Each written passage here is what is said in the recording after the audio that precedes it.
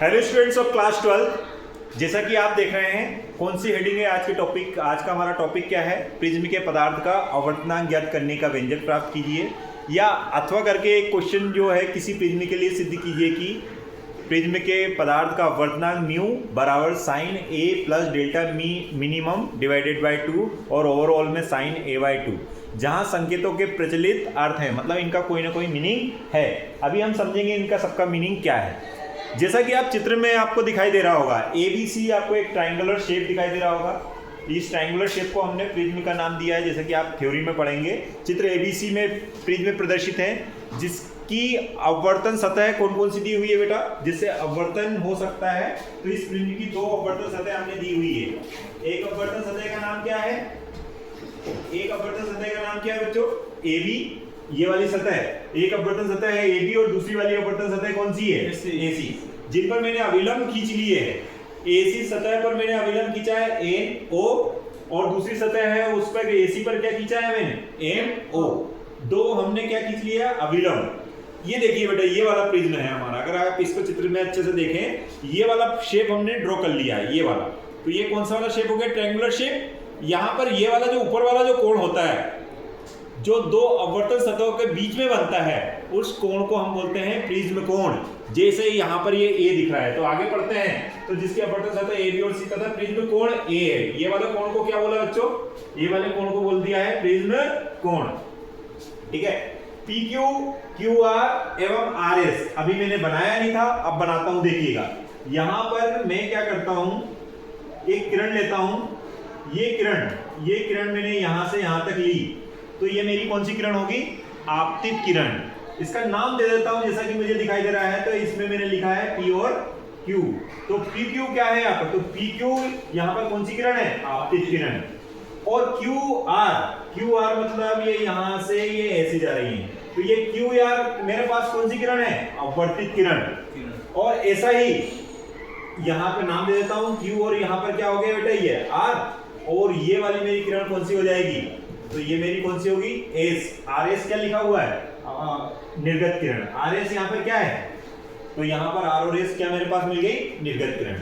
तो PQ क्या है? आपतित किरण। QR क्या है? अपवर्तित किरण। और RS क्या है? निर्गत किरण। क्या तीनों चीजें समझ में आई? अब कोण भी लिखे हैं मैंने। आपतन कोण को मैंने क्या बोला है? I नहीं, थोड़ा सा इसको सही कर लीजिए। आपतन कोण यहाँ पर क्या है? ये लिखा है। आपतन कोण क्या है? I। अपवर्तन कोण क्या है?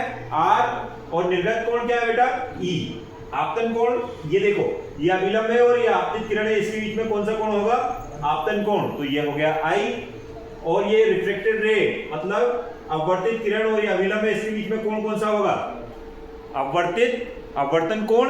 और यहाँ पर अभिलंब और निर्गत किरण के बीच में कोण कौन सा होगा? निर्गत कोण। तो यहाँ तक समझ में आया?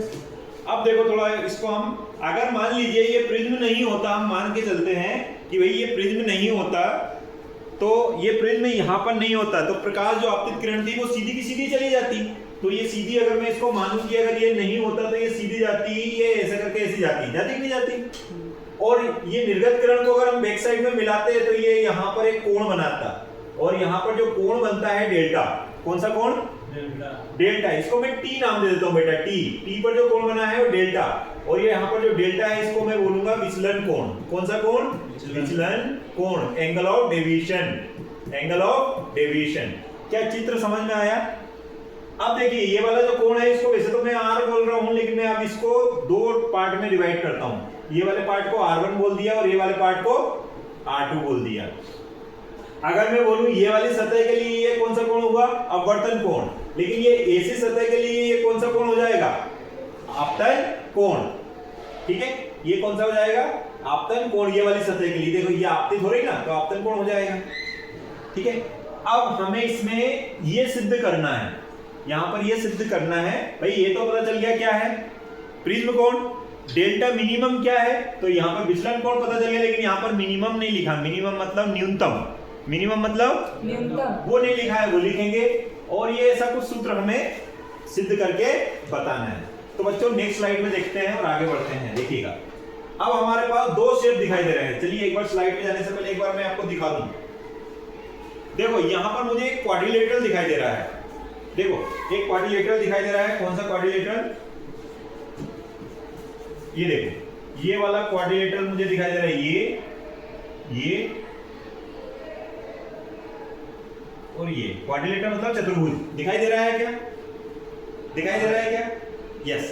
और मुझे यहां पर एक त्रिभुज भी दिखाई दे रहा है, ये और ये त्रिभुज दिखाई दे रहा है क्या, ठीक है। तो अभी पहली बात तो हम अभी यहां पर हो क्या रहा है, तो प्रकाश का क्या हो रहा है, अपवर्तन। प्रकाश का क्या हो रहा है बेटा, अपवर्तन। और प्रकाश का अपवर्तन होता है मतलब किसको याद रखना पड़ेगा हमें, स्नेल के नियम को। अतः प्रकाश का अपवर्तन तो किसको लिखेंगे, स्नेल के नियम से। अपवर्तन हो रहा तो किसको याद रखेंगे हम, स्नेल के नियम को। स्नेल का नियम क्या होता है बेटा, साइन आपतन कोण बटे साइन अपवर्तन कोण बराबर जिस माध्यम में प्रकाश जा रहा है उसका अपवर्तनांक। तो मैंने यहां पर सिर्फ क्या लिख दिया, म्यू। क्या लिख दिया, म्यू। ये हमने इस समीकरण को क्या नाम दे दिया, समीकरण 1। समीकरण 1। अब यहां पर मुझे साइन, अगर मैं सूत्र देखूं तो मुझे साइन की जगह तो साइन है, दोनों साइन की जगह साइन है, लेकिन आई की जगह क्या आ रहा है, a plus delta minimum upon 2 और r की जगह क्या आ रहा है, a बाय 2। आ रहा है नहीं आ रहा, देखिए अगर आपने लिखा होगा उसमें व्यंजक में लिखा हुआ है। चलो तो अब आई और आर का मान निकालने के लिए मैंने अभी दो शेप बताए थे आपको, एक चतुर्भुज क्वाड्रिलेटरल और एक त्रिभुज, है ना। उनकी सहायता से हम आई और आर का मान निकालेंगे। किसका मान निकालेंगे, आई और आर का मान। तो बच्चों देखते हैं, तो पहला अगर देखें क्वाड्रिलेटरल ले लेते हैं। क्वाड्रिलेटरल का नाम क्या है, ए क्यू ओ आर, जिसमें देखिए ये वाला कोण कौन सा है बेटा, आर। तो ये बचा हुआ कोण कौन सा होगा, ये वाला या ये वाला कोण, ये वाला कोण क्या बचेगा, बोलो। ये बचेगा, पूरा कोण कितना है आई, तो ये बचेगा आई माइनस R1। क्या बचेगा, आई माइनस R1। और ये पूरा कोण ई है, तो ये बचा हुआ कोण कौन सा होगा, ई माइनस R2। कितना बचेगा, ई माइनस R2। अब क्वाड्रिलेटरल है, क्वाड्रिलेटरल के आमने सामने के कोण का योग कितना होता है, 180 डिग्री। कितना होता है, तो कोण A प्लस कोण O कितना हो जाएगा बेटा, क्वाड्रिलेटरल का नाम क्या है, क्वाड्रिलेटरल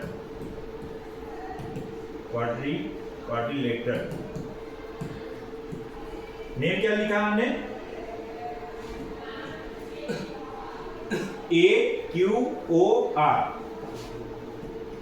बोलो, A Q O R से। आमने सामने के कोण कौन है, कोण A प्लस कोण O, और इन दोनों के कोण का मान क्या हो जाएगा बेटा, 180 डिग्री। इसको हमने समीकरण नंबर 2 दे दिया, क्योंकि एक हम ऑलरेडी दे चुके थे। कोई समस्या हो तो बताओ यहां तक। अब त्रिभुज, अब त्रिभुज वाला देख लेते हैं। तो त्रिभुज में अगर मैं देखूं, ये देखो त्रिभुज QT R से, QT याद रखिएगा, QT R से ट्रायंगल जो है उसके आमने सामने का जो कोण है, मतलब अंतःकोणों, दो अंतःकोणों का योग बाह्य कोण के बराबर होता है। तो अगर मैं बोलूं आमने सामने वाले कोण कौन से है बेटा, ये देखो I माइनस R1 और ये क्या है, E माइनस R2, वो किसके बराबर होगा, डेल्टा के बराबर। तो क्या आ जाएगा, I minus R1 plus E minus R2 is equal to किसके बराबर हो जाएगा, डेल्टा के बराबर। हुआ क्या यहां तक। अब यहां पर मुझे ये समझ में आ गया कि I प्लस E लिख देते हैं और इसमें से माइनस कॉमन ले लेते हैं, माइनस कॉमन ले लेते हैं तो ये डेल्टा हो जाता है, और ये माइनस कॉमन लेने के बाद अगर उसके साइड ले गए तो माइनस का क्या हो जाएगा बेटा, प्लस का हो जाएगा। तो ये क्या हो जाएगा, R1 प्लस R2। क्या यहाँ तक समझ में आया? देखिए ये आई प्लस ई ये रखा, माइनस कॉमन लेकर उनको उस साइड ले गए। तो आप चाहें तो इसको समीकरण नंबर क्या बोल सकते हैं? 3। यस और नो? यहाँ तक समझ में आ गया हमें? अब एक समीकरण और बनाते हैं, 3-4 समीकरण इसमें लगेंगे। देखो ये वाला, देखो ये वाला त्रिभुज लेते हैं। ये त्रिभुज का नाम क्या है? QRO से त्रिभुज, आगे बढ़ता हूं, त्रिभुज QOR था सही? ठीक है। तीनों कोणों का योग कितना होता है? 180। तीनों त्रिभुज के तीनों कोणों का योग कितना होता है? 180। तो कोण R1, एक पर R1 है, दूसरे पे क्या है? R2 है, और तीसरे पे क्या है? O है। और इन तीनों कोणों का योग कितना होना चाहिए? 180। देखिए एक बार चित्र देख लीजिए तो आपको क्लियर हो जाएगा। देखिए ये यहाँ पर कोण क्या है? R1, यहाँ पर कोण क्या है? R2, और ये कोण क्या है? O। और त्रिभुज के तीनों कोणों का योग कितना होता है? 180। अब ये समीकरण मुझे दिखाई दे रहा है दूसरा, और ये समीकरण नंबर चौथा। समीकरण सेकंड तथा फोर्थ से, समीकरण नंबर 2 और 4 से देखिए बेटा क्या मिल रहा है? 180 इसमें भी है, 180 उसमें भी है। तो यहाँ पर समीकरण 4 में 180 का मान रख दो, तो R1 प्लस R2, और प्लस यहाँ पर क्या है? कोण O है, ये है ना, जीरो नहीं है, ये कोण क्या है? O। 180 की जगह क्या लिख देंगे हम? देखो इधर सेकंड में A plus O, A plus O, तो ये कोण O से कोण O कैंसिल हो गया, बचा क्या बेटा? तो ये बचा मेरे पास R1 plus R2 is equal to A। ये किसका मान आया मेरे पास? R1 प्लस R2 का। लेकिन यदि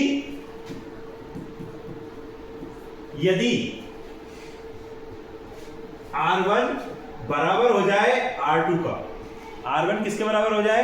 R2 का, तब जो विचलन कोण है उसका मान हो जाता है न्यूनतम। क्या हो जाता है बेटा? और ये कब होगा? देखो आप चित्र को अगर अच्छे से देखेंगे तो आपको खुद को पता चल जाएगा। हमें ये कोण का मान कम से कम करना है, ये कोण का मान कम से कम करना है। तो जो अपवर्तित किरण है, ये जो प्रिज्म है, इसकी बेस लाइन पे क्या होना चाहिए? एग्जैक्ट समांतर होनी चाहिए। एग्जैक्ट कैसी होनी चाहिए? समांतर। और समांतर अगर हो जाएगा तो R1 और R2 किसके बराबर हो जाएंगे? आपस में बराबर हो जाएंगे।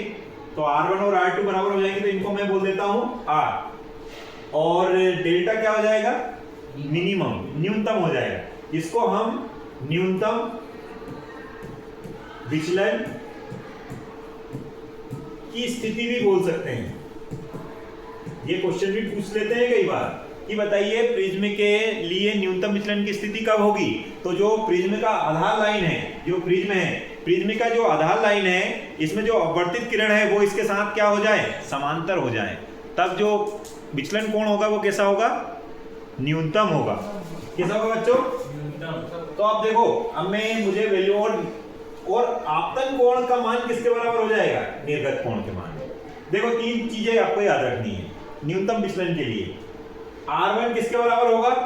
R2 के। और डेल्टा का मान क्या हो जाएगा? न्यूनतम। और I किसके बराबर हो जाएगा? E के। तो आप समीकरण नंबर इसको मैं 5 बोल देता हूं। समीकरण 5 से बताओ क्या हो जाएगा? बोलो। समीकरण 5 से मुझे क्या मिल जाएगा? R1 की जगह क्या लिखूंगा? R, R2 की जगह भी क्या लिखूंगा? R, और A की जगह तो A लिखना पड़ेगा। तो R और R कितना हो गया? नहीं जोड़ना है, R प्लस R, एक R और दूसरा R, 2R। तो 2R बराबर क्या आ गया बेटा? A। तो R का मान मुझे क्या मिल गया? A/2। मुझे R का मान क्या मिल गया? A/2। क्या यहां तक समझ में आया? R का मान निकाला अभी मैंने। अब मैं किसका मान रखूंगा? I का निकालना है मुझे, क्योंकि स्नेल का नियम क्या है? sin I upon sin R is equal to अपवर्तनांक। तो मैंने किसका मान निकाल लिया? R का। अब मैं I की जगह E लिख सकता हूं या E की जगह I लिख सकता हूं। तो अब देखो, इससे पहले वाली जो इक्वेशन है उसमें हम वैल्यू पुट कर देते हैं। देखिएगा यहां पर दिख रहा है कहीं पर, यहां पर देखो समीकरण 3 में देखो, इसके बाद में हम क्या लिखते हैं, समीकरण 3 में किस किस का मान रख दूं, ई की जगह आई रख देता हूं और R1 और R2 की जगह क्या आ जाएगा 2R, है ना। आई की जगह ई रखा समीकरण 3 में और डेल्टा की जगह क्या लिखना पड़ेगा मुझे, डेल्टा मिनिमम, यस। और R1 और R2 के प्लेस पर क्या लिखूंगा 2R, है ना। R1 और R2 के प्लेस पर क्या लिखूंगा 2R। चलो इसको तो देखेंगे, पहले इसको रख देते हैं। तो I और इसकी प्लेस पर ये हो जाएगा I, तो ये कितना हो जाएगा 2I बराबर डेल्टा की जगह क्या हो गया बेटा, डेल्टा मिनिमम, प्लस है तो प्लस, यहां पर क्या हो जाएगा R प्लस R, मतलब R1 की जगह भी R लिखेंगे और R2 की प्लेस पर भी R लिखेंगे। कितना हो गया 2R हुआ कि नहीं। हमें किसका मान निकालना है, I का। जैसे R का निकाला वैसे किसका निकालना है, I का। तो I का मान निकालेंगे तो ये क्या हो जाएगा, इसके अपोन में भी आ जाएगा, तो डेल्टा मिनिमम प्लस 2R और दोनों के अपोन में क्या आ जाएगा 2 से 2 नहीं, अभी नहीं होगा, अभी देखते हैं इसको। आई हो गया, डेल्टा मिनिमम है तो डेल्टा मिनिमम प्लस आर की जगह हमने अभी निकाला था मान, आर की जगह क्या लिखा था हमने a/2, तो मैंने क्या करा 2 की जगह तो 2 ही रहने दिया और यहां पर क्या लिख दिया बेटा a/2 और बटे में क्या आ रहा है 2। अब ये 2 से 2 कैंसिल हो गया। तो अगर लिखूं, यहां पर लिखूं बच्चों, तो आप अच्छे से देखिएगा, आई का मान मुझे क्या मिल रहा है, नहीं यहां पर आई का मान डेल्टा मिनिमम प्लस ए और अपॉन में कितना आ रहा है 2। ये किसका मान आया मेरे पास, आई का मान, और आर का मान मेरे पास क्या आया है a/2। मुझे आई और आर का मान ही चाहिए था बच्चों। अब मैं जो स्नेल का नियम मैंने पहले लिखा था, जो कि मेरा समीकरण 1 है, अब मैं क्या करूंगा, समीकरण 1 में आई और आर का मान रखूंगा। किस में रखूंगा, स्नेल के नियम। हाँ, स्नेल का जो नियम है उसमें आई और आर जो मैंने निकाला है उसका मान रखूंगा और मेरा डेरिवेशन प्रूव हो जाएगा। मतलब मुझे जो सिद्ध करने के लिए बोला है वो हो जाएगा। तो यहां तक नोट कर लेंगे आप। मैं यहाँ वाले पार्ट को अब थोड़ा सा इरेज कर देता हूं ताकि मैं यही वैल्यू पुट कर पाऊं। तो मेरे पास किस का मान मिल गया बच्चों, आई और आर का। तो मैं स्नेल का जो नियम है उसमें रख दूं समीकरण 1 में। समीकरण 1 में आई तथा आर का मान